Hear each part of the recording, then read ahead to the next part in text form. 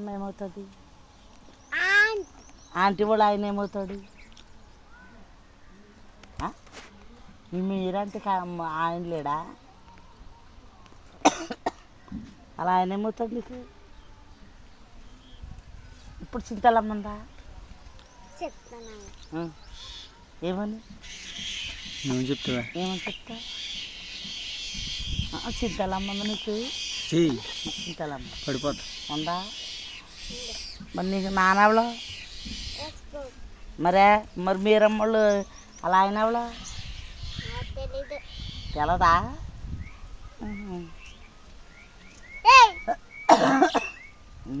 జెన్ని కూడా నానవలా కాదా? మరి జెన్ని కూడా నానెవరు? యేసుబాబునా? మీరమ్మకు పెళ్ళి అవ్వలేదా? అవలేదా?